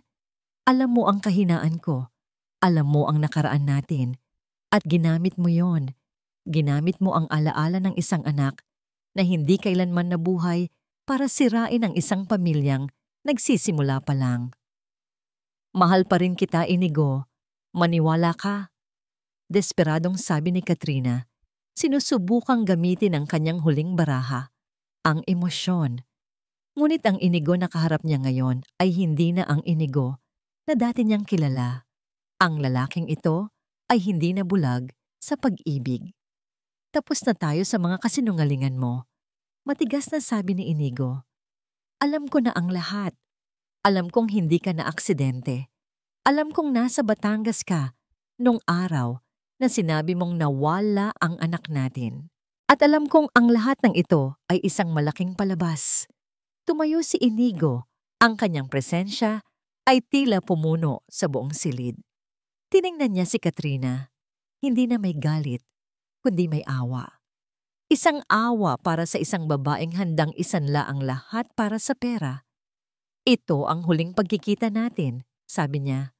Huwag na huwag ka nang magpapakita sa akin, kay Amara, o lalo na sa anak ko. Dahil sa susunod na gawin mo yon, sisiguraduhin kong hindi lang ang mga utang mo ang poproblemahin mo, kundi pati ang rehas ng kulungan. Hindi na niya hinintay ang sagot nito. Tumalikod siya at naglakad palabas ng lounge. Iniwan si Katrina na mag-isa. Talunan at nakalantad ang lahat ng kasinungalingan. Habang naglalakad siya sa pasilyo ng hotel, walang ngiti ng tagumpay sa kanyang mukha. Oo, nailabas niya ang kanyang galit. Ngunit ang bigat sa kanyang dibdib ay naroon pa rin dahil ang pagharap kay Katrina ang madaling bahagi. Ang paglutas sa isang business conspiracy ay isang bagay na sanay siyang gawin.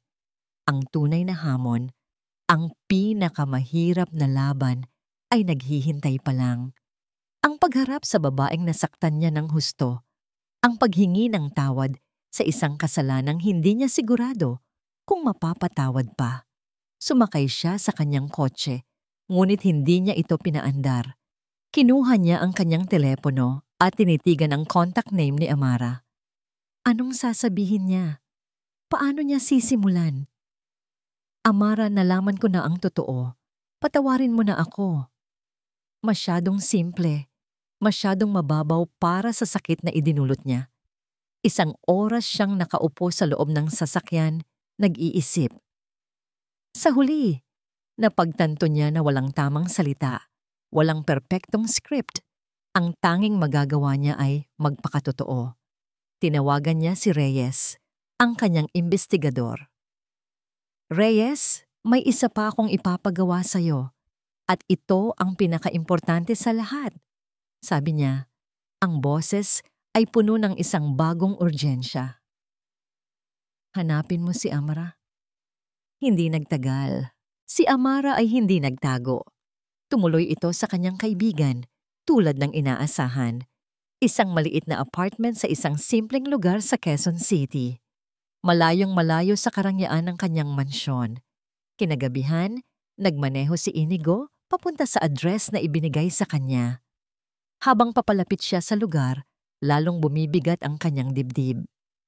Ang bawat ordinaryong bahay na kanyang nadadaanan ay isang paalala ng simpleng buhay na ipinagkait niya kay Amara dahil sa kanyang pagdududa. Ipinark niya ang kanyang mamahaling kotse sa isang eskinita. Ilang metro ang layo mula sa apartment building. Naglakad siya. Ang tunog ng kanyang sapatos sa semento ay tila masyadong maingay sa tahimik na gabi. Nahanap niya ang unit number. Huminto siya sa harap ng isang simpleng pintong gawa sa kahoy. Narinig niya mula sa loob ang isang mahinang tunog, isang lullaby. Ang pamilyar na himig na madalas kantahin ni Amara para kay Ariel. Ang puso ni Inigo ay tila piniga. Napakalapit niya. Nasa likod lang ng pinto na ito ang pamilyang winasak niya. Itinaas niya ang kanyang kamay para kumatok. Ngunit nag-atubili siya. Paano kung hindi siya pagbuksan? Paano kung isara nito ang pinto sa mukha niya? O mas malala pa, paano kung ang makita niya sa mga mata nito ay hindi nagalit, kundi wala? Isang kawalan ng pakialam? Huminga siya ng malalim. Tinipon ang lahat ng kanyang natitirang lakas. Ito na iyon. Kailangan niyang harapin ito. Kumatok siya. 3 marahang katok. Tumigil ang pagkanta sa loob. Narinig niya ang mahinang yabag na papalapit. Ang pinto ay dahan-dahang bumukas at bumungad sa kanya si Amara. Ang kanyang buhok ay nakatali lang ng simple. Suot niya ang isang ordinaryong t-shirt, walang bakas ng karangyaan. Ngunit sa mga mata niya, nakita ni Inigo ang pinakamagandang babae sa buong mundo. Ang mga mata ni Amara ay nanlaki sa pagkagulat. Pagkatapos, ang gulat ay napalitan ng isang malamig at nagbabantay na ekspresyon. Ang kanyang katawan ay bahagyang humarang sa siwang ng pinto, isang proteksyon na kilos para sa sinumang nasa likod niya. "Anong ginagawa mo rito?" tanong niya. Ang boses ay walang emosyon, ngunit ang panginginig ng kanyang mga kamay na nakahawak sa pinto ang nagbunyag sa kanyang tunay na nararamdaman. "Amara," sabi ni Inigo. Ang pangalan niya ay halos pabulong na lumabas sa kanyang mga labi. "Kailangan nating mag-usap." "Wala na tayong dapat pag-usapan," mabilis niyang sagot. Akmang isasara na ang pinto. Ngunit mabilis na iniharang ni Inigo ang kanyang kamay, hindi sa paraang marahas, kundi sa isang desperadong kilos para pigilan siya. "Please," pakiusap niya, at sa isang salitang iyon, ibinaba niya ang lahat ng kanyang pride. 5 minuto lang. Nag-atubili si Amara. Tinitigan niya ang mga mata ni Inigo, marahil ay naghahanap ng bakas ng kasinungalingan o ng dating awtoridad. Ngunit ang nakita niya ay isang bagay na bago. Isang lantarang pagsisisi at pagod. Sa huli, bumuntong hininga siya at binuksan ng mas malaki ang pinto. "Pumasok ka." Ang apartment ay maliit ngunit malinis. Ang mga gamit ay simple. Sa isang sulok, nakalatag ang isang banig kung saan mahimbing na natutulog si Ariel. Ang eksena ay isang sampal sa mukha ni Inigo, isang paalala ng buhay na pinili ni Amara kaysa sa karangyaang may kasamang sakit. Hindi sila umupo. Nanatili silang nakatayo sa gitna ng maliit na sala. May ilang talampakang distansya sa pagitan nila, ngunit ang agwat sa kanilang mga puso ay tila isang karagatan. "Alam ko na ang lahat," panimula ni Inigo. "Tungkol kay Katrina, tungkol kay Vilena. Ito ay isang plano para sirain ako." Nagsinungaling siya sa lahat. Naghihintay siya ng reaksyon mula kay Amara. Marahil ay gulat o di kaya'y isang "sabi ko sa'yo." Ngunit nanatili lang itong tahimik, ang muka ay hindi nagbago. "Hindi na mahalaga yon," sabi ni Amara sa wakas. Natigilan si Inigo. "Anong ibig mong sabihin?" "Ang problema, Inigo, ay hindi si Katrina," paliwanag ni Amara. Ang kanyang boses ay kalmado ngunit may bigat. "Ang problema ay ikaw. Ang problema ay sa isang salita lang niya, nawala lahat. Sa isang pagdududa lang, nabura mo ang lahat ng pinagsamahan natin. Iyon ang hindi ko matanggap." Ang bawat salita ay tumama ng diretso sa puso ni Inigo. tama siya. Ganap na tama. Alam ko, mahina niyang sagot. Alam ko, at wala akong maayos na dahilan. Ang tanging maibibigay ko ay ang katotohanan. Nadala ako ng nakaraan. Nadala ako ng takot. At sa takot na yon, nasaktan kita. Lumapit siya ng isang hakbang. Hindi ako nandito para magdahilan. Nandito ako para humingi ng tawad. Amara, patawarin mo ako. Sa lahat ng sakit na idinulot ko, sa pagdududa ko sa'yo, patawarin mo ako. Ang kanyang boses ay basag. Ang kanyang mga mata ay nagsusumamo. Tinitigan siya ni Amara ng matagal. Ang katahimikan ay mas mabigat kaysa sa anumang sigawan. Nakita ni Inigo ang paglalaban sa kanyang mga mata. Ang galit laban sa pagod. Ang sakit laban sa isang maliit at kumikislap na alaala ng kanilang masasayang sandali. Ang tiwala, Inigo, sabi niya sa wakas. Ang boses ay nanginginig. Kapag nabasag, hindi na naibabalik ng basta-basta. Kung ganon, hayaan mo akong buuin ulit. Mabilis na sabi ni Inigo. Hayaan mo akong patunayan sa'yo araw-araw na nagbago na ako. Nakarapat dapat ako sa tiwala mo. Sa tiwala ninyo ni Ariel. Hindi na niya napigilan ang sarili. Lumapit pa siya hanggang sa halos magkadikit na sila. Ang kanyang mga mata ay lumipat mula sa mga mata ni Amara pababa sa kanyang mga labi at pagkatapos ay bumalik. Bigyan mo ako ng isa pang pagkakataon, Amara. Please. Ang mga salitang bigyan mo ako ng isa pang pagkakataon ay nanatiling nakalutang sa hangin. Ang Inigo na nasa harap ni Amara ngayon ay ibang-iba sa CEO na nakilala niya. Wala ang awtoridad, wala ang malamig na distansya. Ang naroon ay isang lalaking lantad ang puso, nagmamakaawa. Isang bahagi niya ay gustong sumigaw, isumbat ang lahat ng sakit. Ngunit ang mas malaking bahagi niya ay pagod na, pagod ng magalit. Umuwi ka na, Inigo. Sabi na lang niya. Ang boses ay pagod. Nakita niya ang pagbagsak ng balikat nito, ang sakit ng pagtanggi sa kanyang mga mata. Ngunit bago pa man ito tuluyang sumuko, nagdagdag siya. Gabi na, magpahinga ka na. Hindi ito isang hindi. Hindi rin ito isang oo. Ito ay isang siwang. Isang maliit na siwang sa pader na kanyang itinayo. Naintindihan ito ni Inigo. Tumango siya. Walang pilitan. Sige, pero babalik ako bukas. At bumalik nga siya. Kinabukasan, hindi siya dumating na may dalang bulaklak o mamahaling regalo. Dumating siya na may dalang 2 supot ng groceries. Naisip ko, baka kailangan ninyo ng pagkain, sabi niya. Medyo nahihiya. Habang inilalapag ang mga supot sa maliit na mesa sa kusina. Hindi umimik si Amara, ngunit pinanood niya ito habang inaayos nito ang mga pinamili sa loob ng maliit na ref. Nakita niya ang pagiging alanganin nito. Ang pagiging bago sa kanya ng gawaing bahay, hindi niya napigilan ang isang maliit na ngiti. At iyon ang naging simula. Araw-araw, dumarating si Inigo. Walang palya. Hindi siya nagpupumilit na pag-usapan ng kanila. Sa halip, ipinapakita niya ang kanyang intensyon sa gawa. Isang araw, darating siya para lang maglinis ng apartment. Sa susunod, darating siya para maglaba. Isang hapon, naabutan siya ni Amara na nakaupo sa sahig, pilit na binubuo ang isang bago at komplikadong laruan para kay Ariel na may kasamang instruction manual na mas makapal pa sa isang libro. Pinagpapawisan nito, mukhang frustrado, ngunit hindi sumusuko. Ang pinakamahalaga sa lahat, nandoon siya para kay Ariel.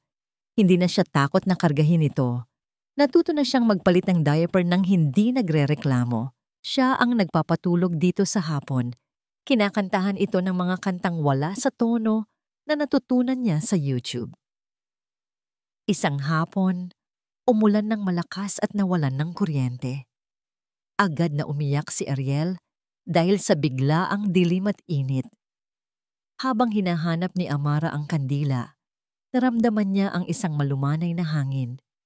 Nakita niya si Inigo, nakaupo sa tabi ng banig ni Ariel gamit ang isang karton para paypayan ang bata. Pawis na pawis ito, ngunit ang buong atensyon niya ay nakatuon sa pagtiyak na maging komportable ang kanyang anak. Sa eksenang yon, sa liwanag ng flashlight mula sa cellphone, nakita ni Amara ang isang bagay na hindi pa niya nakikita noon. Isang ama. Isang gabi, habang mahimbing na ang tulog ni Ariel, nagtimpla sila ng kape at naupo sa maliit na balkonahe. Naaalala mo ba yung gabi sa bar? Biglang tanong ni Inigo. Ang tingin ay nasa malayo. Nagulat si Amara. Bakit mo na itanong? Dahil noong gabing iyon, pareho tayong tumatakbo mula sa isang bagay, sabi niya. Ako? Tumatakbo mula sa sakit ng pagtataksil. Ikaw, hindi ko alam kung saan ka tumatakbo noon, pero alam kong malungkot ka. Tumingin ito sa kanya, ang mga mata ay puno ng isang bagong pag-unawa. Ikinuwento mo sa akin ang nakaraan mo, tungkol sa pamilya mo. Ngayon, gusto kong malaman mo ang sa akin. At doon, sa ilalim ng mga bituin, ikinuwento ni Inigo ang lahat tungkol kay Katrina, ang kanilang pagmamahalan, ang kanyang mga pangarap, at ang biglaang pagdurog nito sa kanyang puso at tiwala. Hindi siya nagdahilan, nagpaliwanag siya. Ipinakita niya ang kanyang sugat, ang kanyang kahinaan. Sa unang pagkakataon, naunawaan ni Amara ang lalim ng takot ni Inigo. Hindi nito pinapawalang sala ang ginawa niya, ngunit binigyan siya nito ng konteksto. Salamat sa pagsabi sa akin, sabi lang ni Amara. Ang mga pader sa kanyang puso ay unti-unting gumuho, hindi dahil sa mga mamahaling regalo o mga engrandeng pangako, kundi dahil sa mga tahimik na sandali ng pagiging totoo. Isang umaga ng linggo, nagising si Amara sa amoy ng sinangag at itlog. Paglabas niya ng kwarto, nakita niya si Inigo sa kusina. Suot ang isang luma at nakakatawang apron na nakita niya sa kung saan at nagluluto ng almusal. Si Ariel naman ay masayang nakaupo sa kanyang high chair. Pinapanood ang ama. Napuno ng tawa at ng simpleng kaligayahan ang maliit na apartment. Sa sandaling iyon, naramdaman nilang tatlo na sila ay isang tunay na pamilya. Pagkatapos ng almusal, habang nagliligpit si Amara, lumapit si Inigo. Amara, sabi niya, ang boses ay seryoso. Hindi ko na kayang umuwi sa isang bahay na wala ka. Napahinto si Amara. Tumingin siya kay Inigo. Ang puso niya ay biglang bumilis. Alam kong marami pa tayong dapat ayusin. Pagpapatuloy niya. Alam kong kailangan kong patunayan ang sarili ko araw-araw. Pero gusto kong gawin yon na kasama ka. Kasama si Ariel. Sa tahanan natin. Lumuhod siya sa isang tuhod. Ang kilos ay nagpagulat kay Amara. Mula sa kanyang bulsa, hindi isang singsing ang kanyang inilabas. Isang susi, isang simpleng susi na may kasamang keychain na hugis bahay. Hindi ito isang proposal para magpakasal, sabi niya. Ang mga mata ay nangingilid sa luha. Ito ay isang proposal para bumuo ng isang tahanan. Magsimula ulit tayo. This time, tama na. This time with trust. Itinaas niya ang susi. Umuwi na kayo sa akin, Amara. Please. Amondiha. Amara. Ang susing nakalatag sa palad ni Inigo ay mas makinang kaysa sa anumang diamanteng singsing. Ito ang simbolo hindi ng kayamanan, kundi ng tahanan. Hindi ng pag-aari, kundi ng pagtanggap. Tumingin si Amara mula sa susi patungo sa mga mata ni Inigo, mga matang puno ng pag-asa at takot sa posibleng pagtanggi. Pagkatapos, tumingin siya kay Ariel na masayang pumapalakpak sa kanyang high chair. Hindi naiintindihan ang bigat ng sandali, ngunit ramdam ang emosyon sa silid. Dito, Sa maliit na apartment na ito, natagpuan niya muli ang kanyang sarili. Ngunit ang tahanan ay hindi isang lugar. Ito ay isang pakiramdam. At ang pakiramdam na iyon ay kasama ng dalawang taong pinakamamahal niya. Isang ngangiti ang dahan-dahang sumilay sa kanyang mga labi. Isang tunay na ngiti na umabot hanggang sa kanyang mga mata. Oo, bulong niya, Inigo. Ang salitang oo ay ang pinakamagandang musikang narinig ni Inigo sa buong buhay niya. Tila nabunutan siya ng isang napakabigat na tinik. Tumayo siya. Hindi na pinigilan ang mga luhang namuo sa kanyang mga mata at niyakap si Amara ng mahigpit. Salamat, bulong niya sa buhok nito. Salamat. Niyakap siya ni Amara pabalik. At sa yakap na yon, naramdaman ni Inigo ang tunay na kahulugan ng pag-uwi. Ilang buwan ang lumipas. Ang pagbabalik sa mansyon ay ibang-iba sa unang pagdating ni Amara. Ngayon, hindi na ito isang gintong hawla, kundi isang canvas na handa nilang pintahan ng mga bagong alaala. Ang katahimikan ay napalitan ng tawanan ni Ariel na umalingaw-ngaw sa matataas na kisame. Ang malamig na sala ay napuno ng mga laruan at mga family picture. Ang mahabang lamesa sa dining room ay madalas nang may mga bisita. Ang iilang tunay na kaibigan ni na Amara at Inigo. Natuto si Inigo na iwanan ang trabaho sa opisina.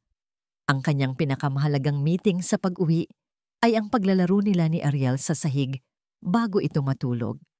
Natuto naman si Amara na tanggapin ang tulong, na ibahagi ang kanyang mga takot at pangarap at maniwala na karapat-dapat siyang mahalin ng buo.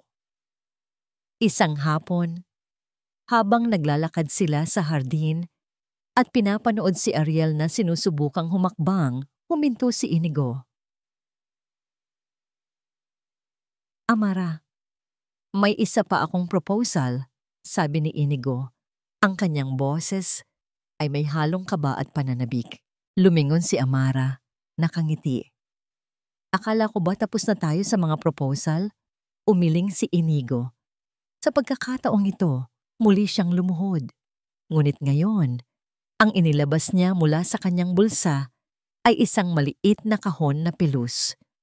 Pagbukas niya nito, isang simpleng singsing na may isang maliit, ngunit napakakinang na bato ang bumungad sa kanya. Hindi ito magarbo. Ito ay elegante at puno ng kahulugan. Amara, nagsimula si Inigo. Ang kanyang mga mata ay hindi bumibitiw sa kanya. Noong una, pinagbigkis tayo ng responsibilidad. Pagkatapos, sinubukan nating bumuo ng tahanan. Ngayon, gusto kong hilingin sa'yo na bumuo tayo ng habang buhay. Hindi na dahil kailangan, kundi dahil mahal kita. Pagpapatuloy niya, ang kanyang boses ay nanginginig sa emosyon. Mahal kita dahil sa iyong katatagan. Mahal kita dahil sa iyong kabutihan. Mahal kita dahil ipinakita mo sa akin kung paano muling magtiwala at magmahal. Pakasalan mo ako, Amara. Maging asawa ko. Hayaan mo akong maging asawa mo at ama ni Ariel, hindi lang sa papel, kundi sa puso. Habang buhay, ang mga luha ng kaligayahan ay malayang dumaloy sa mga pisngi ni Amara. Wala nang pag-aalinlangan, wala nang takot. Oo, Inigo, sabi niya. Yes, I will marry you. Isinuot ni Inigo ang singsing sa kanyang daliri. Perpekto ang sukat. Pagkatapos ay tumayo ito, niyakap siya. At sa gitna ng hardin, sa ilalim ng papalubog na araw, ibinigay nila ang kanilang unang tunay, walang hadlang, at punong-puno ng pagmamahal na halik. Inigo, ang kanilang kasal ay hindi isang malaking selebrasyon na pag-uusapan ng buong alta sosyedad. Ginanap ito sa mismong hardin kung saan siya nag-propose. Ang mga bisita ay iilan lang, ang kanilang pinakamalalapit na kaibigan. Si Yaya Meding ay naroon, umiiyak sa tuwa. Ang kaibigan ni Amara na tumulong sa kanya ay ang kanyang maid of honor. Habang naglalakad si Amara sa aisle, hawak ang isang simpleng bouquet ng mga bulaklak kasama ang kanilang anak na si Ariel na akay-akay na niya ngayon. Naramdaman ni Inigo na huminto ang kanyang mundo. Ito ang babaeng dumaan sa impyerno para sa kanilang anak. Ito ang babaeng nagturo sa kanya kung ano ang tunay na lakas. Ito ang kanyang pamilya. Nang oras na para sa kanilang mga panata, binitawan ni Inigo ang kanyang inihandang speech. Tumingin siya diretso sa mga mata ni Amara at nagsalita mula sa puso. "Pinapangako ko, Amara," sabi niya, "na sa bawat araw, pipiliin kita. Sa bawat pagsubok, kakapitan kita. At sa bawat pagdududa, ang tiwala ko ay mananatili sa'yo. Ikaw ang naging ilaw sa pinakamadilim kong kabanata. Ngayon, hayaan mong ako naman ang maging iyong pahinga." Amara. Nang si Amara na ang magsasalita, hinawakan niya ang mga kamay ni Inigo. "Dumating ako sa iyo na wasak at walang-wala." Sabi niya, ang boses ay matatag. "Ipinakita mo sa akin na ang halaga ko ay hindi nakabatay sa aking nakaraan.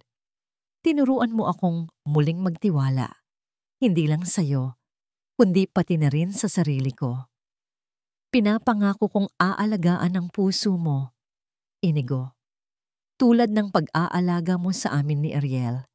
Tinatanggap kita hindi bilang isang CEO, hindi bilang isang tagapagligtas, kundi bilang ikaw, ang aking kapareha, ang aking kaibigan, at ang aking mahal." Pagkatapos ng seremonya, habang pinapanood nila ang paglubog ng araw, binuhat ni Inigo si Ariel. Inakbayan naman niya si Amara. Ang tatlo sa kanila ay nakatayo bilang isang buong pamilya. Hindi perpekto ang kanilang simula. Puno ito ng sakit, pagdududa at mga pagkakamali. Ngunit mula sa mga abo ng isang hindi inaasahang pagsasama, itinayo nila ang isang bagay na totoo. Isang bagay na matatag. Isang bagay na panghabang buhay. Ang kanilang kwento ay hindi isang fairy tale. Ito ay isang love story, isang testamento, na ang tunay na pag-ibig ay hindi tungkol sa perpektong simula, kundi sa pagpiling manatili, magpatawad at paulit-ulit na buuin ang isa't isa araw-araw. Ito pa lang ang simula. At dito nagtatapos ang kwento ng pag-ibig, pagpapatawad at pagbuo ng pamilya ni na Amara, Inigo, at ng kanilang munting si Ariel. Mula sa kaibuturan ng aking puso, maraming salamat. Salamat sa inyong pagsubaybay at pagsama sa bawat kabanata ng kanilang paglalakbay. Habang isinusulat ko ang kwentong ito, kasama ninyo akong kinilig, nasaktan, nagalit at umasa. Ang bawat pagpatak ng luha ni Amara at bawat pag-aalinlangan ni Inigo ay ramdam na ramdam ko rin, dahil ang kwento nila ay hindi lamang isang simpleng kwento ng pag-ibig. Ito ay isang paalala na ang tunay na pagmamahal ay kayang mabuhay kahit sa pinaka-hindi inaasahang pagkakataon, na ang tiwala, kahit mabasag, ay maaaring muling buuin sa pamamagitan ng tunay na pagsisisi at walang sawang pagpapatunay.